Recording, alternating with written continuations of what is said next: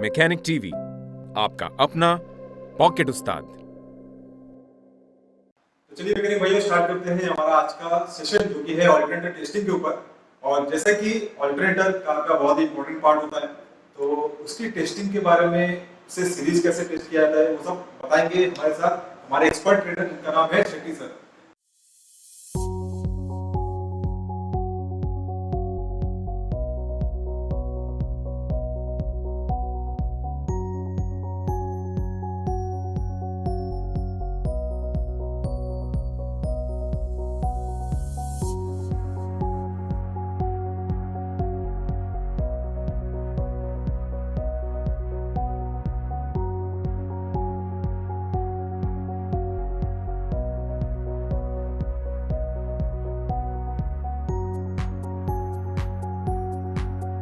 चलिए हम देख लेते हैं अल्टरनेटर का पार्ट्स किस तरह होता है, अलग अलग पार्ट्स किस तरह चेक है। सबसे पहले ये जो स्क्रू है ये खोलना पड़ता है। अगर तीन स्क्रू खोल दिए, इस टाइप का 3 स्क्रू खोल दिए तो पूरा अल्टरनेटर को आप डिसमेंटल कर सकते हैं। फुल्ली खोलने की ज़रूरत नहीं है।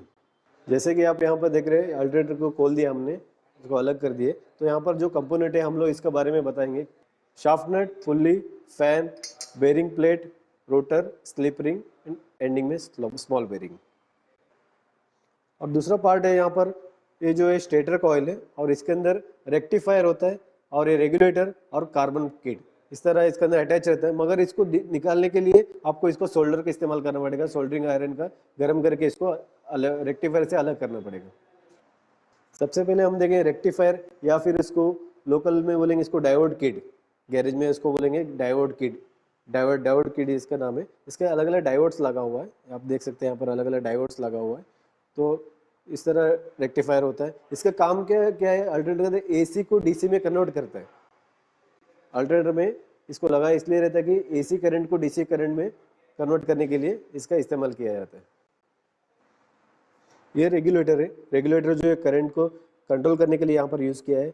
इसका काम है कि अगर कहीं ज़्यादा वोल्टेज हो गया, हाई वोल्टेज हो गया, तो ये खराब हो जाता है और साथ साथ में रेक्टिफायर को भी उड़ा देता है। सबसे कभी भी अगर समझो डैशबोर्ड में लाइट इंडिकेट हो रहा है तो उस टाइम में आपको रेगुलेटर का ही ज़्यादा करके काम आता है। रेगुलेटर और रेक्टिफायर इस पर खराब होता है। इसके बाद ये जो है कार्बन किट है।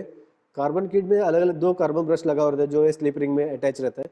इसमें डायरेक्ट करंट जो है, जो जब रोटर कॉइल जब घूमता है तो इसका थ्रू से करंट निकला जाता है और उसके बाद वो कार्बन रेगुलेटर में जाके वो कंट्रोल करता है। ये स्टेटर कॉइल है। स्टेटर कॉइल में आप देख सकते हैं ये अलग अलग कॉइल एक दूसरे से अटैच होता है। तो अलग अलग 3 पॉइंट है इसमें। आप चेक करने थे, इसको बॉडी और सीरीज से भी टेस्ट कर सकते हैं या बॉडी और बैटरी से भी टेस्ट कर सकते हैं। और इसमें अलग अलग फेस हो, एक फेस अलग अलग करंट दे दिया जाता है इसमें। इसका इस्तेमाल इसलिए होता है कि इसको करंट दे के इसके बाद इसको इलेक्ट्रोमैग्नेटिक में कन्वर्ट किया जाता है। जैसे कि हमने देखा स्टेटर कॉइल जो वो एक जगह पे रहता है और ये जो है रोटर है, ये रोटर घूमते रहता है। ये भी इलेक्ट्रोमैग्नेटिक बन जाता है।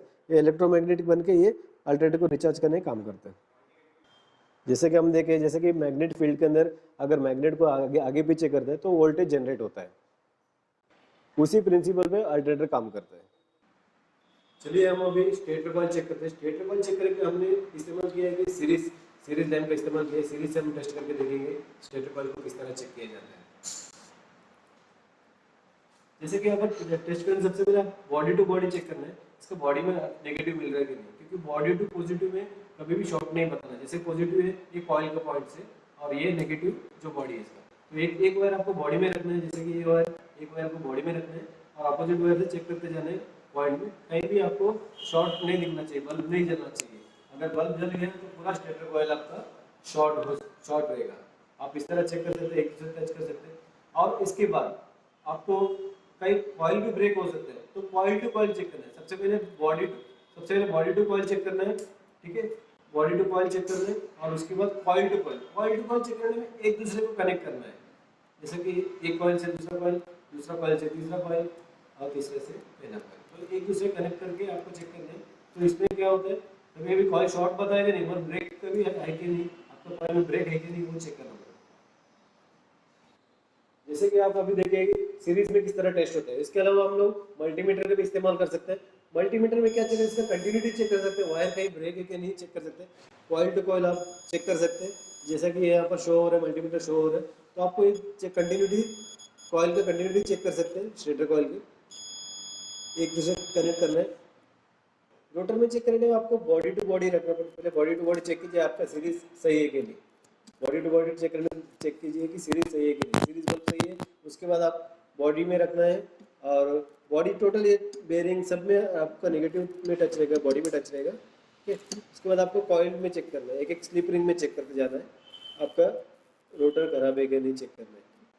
जब हम लोग कंटिन्यूटी टेस्ट करते हैं तो जो रोटर के slip ring to slip ring में कंटिन्यूटी दिखना चाहिए, और इसके अलावा शाफ्ट टू या फिर बॉडी बोल सकते हैं, बॉडी टू स्लिप रिंग नहीं आना चाहिए, कंटिन्यूटी यहाँ पर नहीं दिखना चाहिए, सिर्फ slip ring to slip ring continuity आएगा। जैसे कि यहाँ पर ये जो पार्ट है रेक्टिफायर है, ये जैसे हमने बताया कि एसी को डीसी में कन्वर्ट करने के लिए इसका इस्तेमाल किया जाता है, क्योंकि गाड़ियों में डीसी करंट चलता है।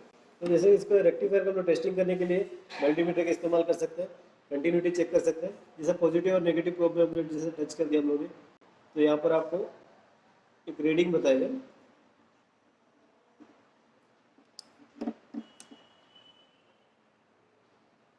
आप देख सकते हैं मल्टीमीटर में रीडिंग चल रहा है। अगर डायोड सही है तो ये रीडिंग शो करेगा, अगर डायोड खराब है वहाँ पर बीप बजेगा, और ये देखिए यहाँ पर रीडिंग सही नहीं बता रहा है और बीप बजे, मतलब ये रेक्टिफायर शॉर्ट है। चलिए हम चेक करते हैं रेक्टिफायर का सीरीज टेस्ट करेंगे। सीरीज टेस्ट करने में इसका एक जो वायर है वो आपको टर्मिनल में टच करना है और एक एक डायोड में टच करते जाना है। जैसे कि लाइट जलेगा, अगर ये डिम जल रही है तो इसका डायोड सही है, अगर ब्राइट जलेगा तो ये डायोड खराब है। जैसे कि यहाँ पर देख सकते हैं ये रेक्टिफायर पूरी तरह से खराब हो चुका है, क्योंकि ये डायोड खराब हो गया, इसलिए ब्राइट जल रहा है, और ये सही है और ये खराब है। अगर एक डायोड भी खराब हो गया तो पूरा रेक्टिफायर किट को पूरा चेंज करना पड़ेगा। ऐसे और भी वीडियोस देखने के लिए गूगल प्ले स्टोर से मैकेनिक टीवी ऐप डाउनलोड करें।